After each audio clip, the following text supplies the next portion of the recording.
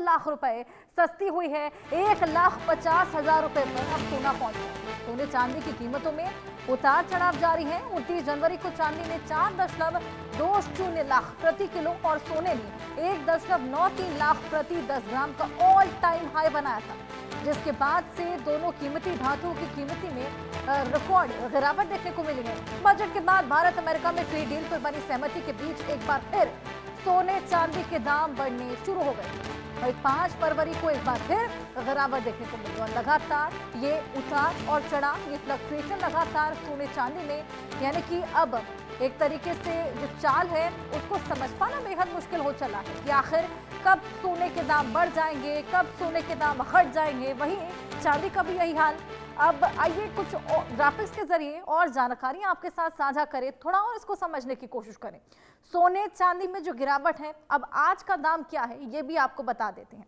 आज 6 फरवरी, आज सोने का दाम प्रति 10 ग्राम 1.52 लाख है। वहीं चांदी प्रति किलो 1.99 लाख है, यानी कि अभी फिलहाल ये दाम चल रहे हैं। हालांकि ये गिरावट अभी फिलहाल दामों में देखने को मिल रही है क्योंकि रिकॉर्ड तोड़ पहुंच चला था सोना और चांदी। हालांकि टैरिफ के बाद, बजट के ऐलान के बाद भी खासा फ्लक्चुएशन देखने को मिला है, लेकिन अब यही दाम कब तक बरकरार रहेगा या ये कहीं ज्यादा बढ़ेगा या और घटेगा। इस बीच आप देखिए कि चांदी अब सोने को भी क्रॉस कर चुकी है। आइए कुछ और आपको डेट्स के अनुसार रेट्स बताएं। 1 फरवरी को 1,60,580 सोना प्रति 10 ग्राम था, चांदी 3,94,900 थी। वही 2 फरवरी को 1,51,000 यानी कि कम हुई है। एक फ्लक्चुएशन देखिए एक दिन के भीतर, वहीं 3 लाख पर चांदी पहुंची है, 94,000 घट चली है। यानी कि आप देखिए फ्लक्चुएशन कितना तगड़ा। 3 फरवरी की अगर हम बात करें, यानी कि 2 दिन के भीतर 1,53,000 यानी कि फिर दाम बढ़ा है। 3 लाख हालांकि चांदी वहां पर बरकरार रहा। 4 फरवरी को 1,58,680 पहुंच चला, यानी कि दाम बिल्कुल हाई था, कम हुआ, फिर बढ़ा, बढ़ते बढ़ते और बढ़ चला। अब कहीं ये फ्लक्चुएशन और ज्यादा ना पहुंच जाए या फिर और कम ना हो जाए। फिलहाल यही फ्लक्चुएशन लगातार मार्केट्स में देखने को मिल रहा है। अब इस फ्लक्चुएशन की क्या वजह है या फिर ये फ्लक्चुएशन कब तक यूं ही रहेगा, कौन से वो फैक्टर्स हैं जो इसको फ्लक्चुएट करने पर मजबूर कर रहे हैं। शुरुआत से ही हमने देखा कि पिछले साल से जब से जंगी छिड़ी हुई नजर आई हैं, तब से ही सोने चांदी के प्राइसेस पर खासा इम्पैक्ट पड़ा है। अब इस फ्लक्चुएशन को समझ पाना थोड़ा सा कंफ्यूजिंग भी हो जाता है क्योंकि कभी जब टैरिफ बढ़ता है तो अचानक सोने चांदी के प्राइसेस बढ़ते हैं, लेकिन जब बजट का ऐलान तो सोने चांदी के प्राइसेस कम होते हैं। वो कौन से तमाम फैक्टर्स हैं जो डायरेक्टली इंपैक्ट करते हैं सोने चांदी को। देखिए वेडिंग सीजन भी रहा, लोगों के लिए सोना चांदी खरीदना जरूरी भी हो जाता है लेकिन मुश्किल भी हो गया था।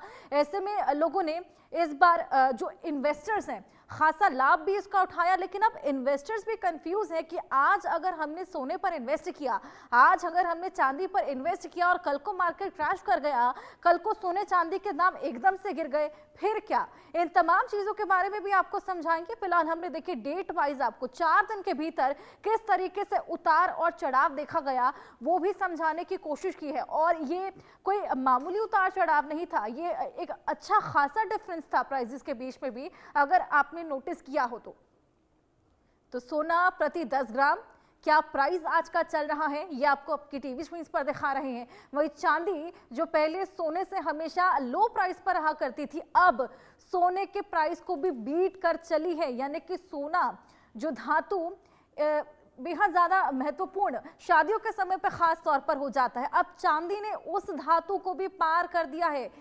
1,99,000 चांदी पहुंच चली है। हालांकि तमाम लोग अब इन्वेस्टमेंट भी कर रहे हैं, लेकिन इन्वेस्टमेंट करने वाले भी बेहद फूक फूक कर कदम रखते हैं। अब इसी को लेकर एक्सपर्ट्स की राय भी लेंगे, उनसे भी जानने की कोशिश करेंगे कि सोने चांदी की रफ्तार अब आगे कैसे रहेगी। क्या इसके दाम अभी भी घटते नजर आएंगे, बढ़ते नजर आएंगे, और क्या फैक्टर्स हैं जो इसको इतना ज्यादा इम्पैक्ट कर रहे हैं। क्योंकि रिकॉर्ड तोड़ हाई भी हमने देख ली, एकदम से उसका गिरना भी हमने देख लिया, ये तमाम फ्लक्चुएशंस हमने, और ये भी नहीं कि बहुत ज्यादा टाइम के भीतर, ये सभी चीजें एक एक दिन के अंदर जिस तरीके से फ्लक्चुएट हो रही थी वो वाकई बेहद ज्यादा अनप्रिडिक्टेबल हो जाता है। लेकिन इकोनॉमिस्ट से हम ये समझने की कोशिश करेंगे, क्योंकि इकोनॉमिस्ट से बेहतर हमें कोई भी नहीं समझा सकता कि क्या वजह कि आए दिन चांदी और सोने के प्राइसेस घटते और बढ़ते हुए नजर आ रहे हैं। आगे कैसी सोने और चांदी की चाल रहेगी, एक्सपर्ट्स की इसको लेकर क्या राय है, क्या अभी भी और दाम गिरेंगे, क्या अभी बढ़ते नजर आएंगे, क्या अभी सोने और चांदी में इन्वेस्ट करना सही रहेगा, ये तमाम चीजें हम जानने की कोशिश करेंगे। लेकिन फिलहाल ये देखिए डेट वाइज किस तरीके के फ्लक्चुएशन रहा है सोने और चांदी की कीमतों में, ये आपको दिखा रहे हैं। ये 4 तारीखें हैं और 4 तारीखों के बीच में रिकॉर्ड तोड़ हमने पहले तो प्राइस देखा, फिर अचानक से वो गिरा, उसके बाद वो फिर बढ़ा और फिर बढ़ते बढ़ते कुछ और बढ़ चला। अब कैसी रफ्तार रहेगी, आइए ये भी जानें। आकाश जिंदल अर्थशास्त्री हमारे साथ जुड़ गए हैं। आकाश जी, बहुत स्वागत है आपका। आकाश जी, सोने और चांदी के भाव कभी बेहद ज्यादा बढ़ जा रहे हैं, कभी एकदम कम हो जाते हैं, बेहद कंफ्यूजिंग और अनप्रेडिक्टेबल इस वक्त सोने चांदी की रफ्तार हो चली है। क्या फैक्टर्स हैं जो इतना ज्यादा इम्पैक्ट कर रहे हैं, आगे की चाल को किस तरीके से समझा जाए? जी, सबसे पहले हम सोने को ले लेते हैं। सोने को अगर देखते हैं तो एक तरफ जियोपॉलिटिकल फैक्टर्स चल रहे हैं, हम जानते हैं इस समय यूएस और ईरान के बीच में क्या चल रहा है। कुछ समय पहले यूएस और ग्रीनलैंड के बीच में क्या चल रहा था, या उससे पहले यूएस ने वेनेजुएला के अगेंस्ट क्या किया, रशिया यूक्रेन वॉर तो हुई है। तो जब भी जियोपॉलिटिकल फैक्टर्स ज्यादा सीवियर होते हैं तो गोल्ड के अंदर सेफ हेवन एसेट बाइंग होती है, हेजिंग के लिए बाइंग होती है। दूसरा, central bank globally gold purchase कर रहे हैं क्योंकि डी डॉलराइजेशन हो रही है, डॉलर का वर्चस्व महत्व कम हो रहा है, तो इसलिए सोने को ज्यादा परचेज किया जा रहा है। तीसरा जो है, सोने की सप्लाई बहुत कम हो रही है, यानी कि जो सोने की एग्जिस्टिंग माइंस है गोल्ड की, उसकी एक्सट्रैक्शन कैपेबिलिटी कम हो रही है, नई माइंस की डिस्कवरी उतनी नहीं हो पा रही है।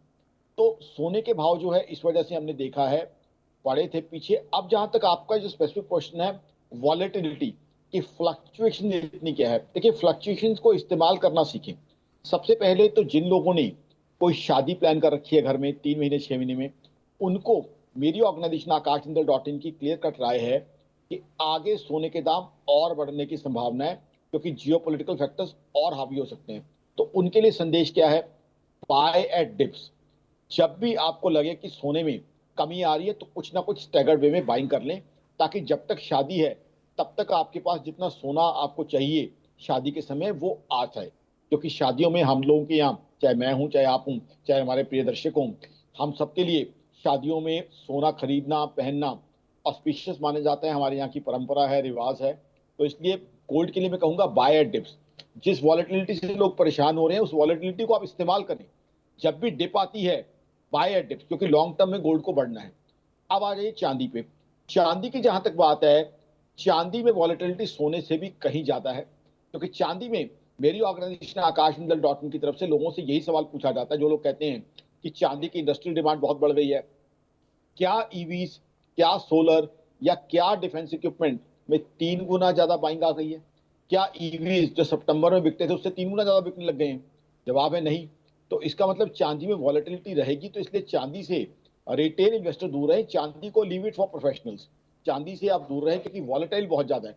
हमने देखा 4,20,000 से 2,36,000 कैसे आई थी। अब एज्यूम कीजिए किसी ने पूरा साल अपनी तनख्वाह से 20-20 हजार रुपये महीना बचा के 2 लाख की चांदी ली, अब लेते ही उसकी अगले दिन 1,10,000 की हो गई, तो उसके मन पे क्या बीतेगी। तो इसलिए चांदी को प्रोफेशनल्स के लिए छोड़ दें। सोना आप जो है अपने पोर्टफोलियो का हिस्सा बनाएं। पोर्टफोलियो का हिस्सा मानूं आपका 10 लाख का पोर्टफोलियो है, उसमें कुछ इक्विटीज हैं, शेयर्स हैं, कुछ म्यूचुअल फंड्स हैं, कुछ एफडीज हैं, कुछ पोस्ट ऑफिस हैं। तो उस पोस्ट ऑफिस डिपॉजिट्स हैं, जिसे स्मॉल सेविंग इन्वेस्टमेंट हम कह देते हैं।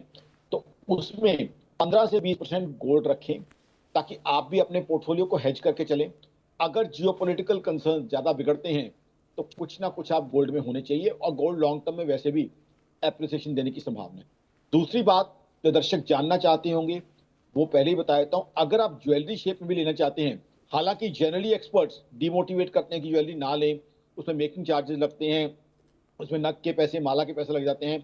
मैं आकाशजिंदल सजेस्ट करूंगा कि ज्वेलरी भी आप ले लें, क्योंकि ज्वेलरी में एक तरफ मेकिंग चार्जेस है, दूसरी तरफ स्ट्रेंथ क्या है कि ज्वेलरी में लॉन्ग टर्म बाइंग हो जाती है, और लॉन्ग टर्म में गोल्ड आपको एप्रिसिएशन देगा, क्योंकि ज्वेलरी के साथ क्या है, एक इमोशनल अटैचमेंट होती है। तो jewellery, one purchases that jewellery particularly at the time of marriage, that is not generally sold for 15, 20, 25 years.